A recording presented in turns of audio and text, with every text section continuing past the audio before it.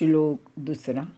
श्री भगवान वाच मय्यावेशमनो ये मां नित्ययुक्ता उपासते श्रद्धया परयोपेतास्ते मे युक्ततमा मताः. अर्थ, श्री भगवान म्हणाले, माझ्या म्हणजे परमेश्वराचे ठिकाणी मन ठेवून नेहमी युक्त चित्त होत जाते जे भक्त परमश्रद्धेने माझीच उपासना करतात ते माझ्या मते सर्वात उत्तम युक्त म्हणजे योगी आहेत. विवरण. अर्जुनाचे प्रश्नाला भगवंतांनी वरीलप्रमाणे उत्तर दिले. पण विनोबाजी म्हणतात, या अशा प्रश्नाला काय उत्तर द्यायचे असा प्रश्न तर भगवंताला क्षणभर नक्कीच पडला असेल. तो गोंधळला सुद्धा असेल. कारण 2 मुलांमध्ये जास्त लाडका मुलगा कोण असा प्रश्न जर आईला विचारला तर ती काय बरे सांगेल. पण आईच असे उत्तर देते तसेच उत्तर इथे भगवंत देत आहेत.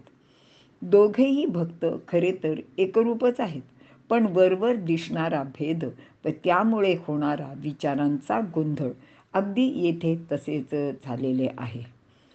अर्थ पाहूया. मन आवेश, ईश्वराचे ठिकाणी मन लावणे. नित्ययुक्त, ईश्वराशी नित्य सतत युक्त असणे म्हणजेच कर्म कुशलतेने करणे.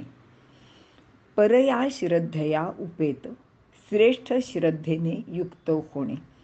ईश्वराचे ठिकाणी मन लावणे म्हणजेच प्रत्येक गोष्ट आपण ईश्वराचे कार्य समजूनच करणे. त्याचेसाठी करावयाची प्रत्येक गोष्ट भक्त चांगल्या पद्धतीनेच आणि कुशलतेनेच करतो. देवाला देताना चांगलेच द्यायचे. जसे शबरीने गोड बोरेच श्रीरामाला खावयास दिली, अशा रीतीने भगवंताचे ठिकाणी किंवा त्याचे कोणत्याही विभूतीचे ठाई मन लागल्यास जागृतीतील सर्व व्यापार त्या विभूतीला म्हणजेच भगवंताला समर्पण होतात. मन एखाद्या गोष्टीत रमले की इंद्रिय त्याला आपले आपोआपच साथ देत जातात. मन, बुद्धी, इंद्रिये यांचे सर्व व्यापार भगवंताशीच युक्त होऊन जातात. नित्ययुक्त असणे म्हणजेच हा योग सतत आचरणे. काही वेळ किंवा काही दिवस केले आणि नंतर सोडून दिले असे चालत नाही, तर संपूर्ण आयुष्यभर या योगाचे आचरण करणे. श्रद्धया परयोपेता, वरील सर्व गोष्टी परमश्रद्धेने करणे. करताना मनात शंका कुशंका, तर्क वितर्क, कोण काय म्हणेल अशा प्रकारचे विचारांचे आवर्तन यायला नको. त्यात कोणताही दिखाऊपणा सुद्धा असता कामा नये. श्रद्धेने आत्मसमर्पण झाले पाहिजे. सगुण भक्तीमध्ये प्राचीन काळी होऊन गेलेल्या विभूती म्हणजे अवतार आणि संत महात्मे यांची सुद्धा सेवा येते. प्रत्यक्षात अनेक रूपात परमेश्वर आपल्यासमोर उपस्थित होतो आणि तसा अनुभव सुद्धा आपल्याला येतो आणि त्यावेळी आपण म्हणतो की अहो काय सांगू, माझ्या अडचणीच्या वेळी तो अगदी देवासारखा धावून आला. पण इतर वेळी मात्र याचा विचार आपण करीत नाही. म्हणजे समोर आलेला प्रत्येक जणच भगवंत आहे हा विचार आपल्याला एरवी कधीच सुचत नाही. प्राचीन काळापासून शंकर, विष्णू, इंद्र, वरुण, लक्ष्मी, गणेश यांचे बरोबरच श्रीराम, श्रीकृष्ण, वामन, परशुराम यांना परम उपास्य मानले जाते.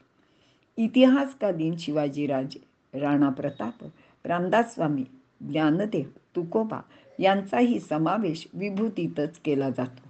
पण वर्तमान काळात असे कोणी नाहीच असे मानणे हा समाजात उत्पन्न झालेला एक मोठा भ्रम आहे. आजही राष्ट्रकार्य, समाजकार्य व देव करणारे अनेक लोक आहेत, पण आपण त्यांच्याकडे दुर्लक्ष करतो. त्यांच्या कार्याचे महत्त्व जाणत नाही आणि मान्यसुद्धा करत नाही. पण यांची सेवा करणे, त्यांचे अनुयायी होऊन ते कार्य स्वतः करणे ही खरे तर सगुणाचीच पूजा आहे. अशा प्रकारे विश्वसेवा ही भगवंताचे रूपाची खरी सगुण उपासना आहे. गीतेमध्ये भगवंत हेच प्रतिपादन करतात. अशा सेवेने तो संतुष्ट होतो. याचा अनुभव साधकांनी प्रत्यक्ष घ्यावा.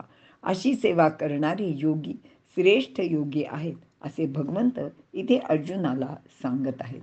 इथे आपण थांबूया.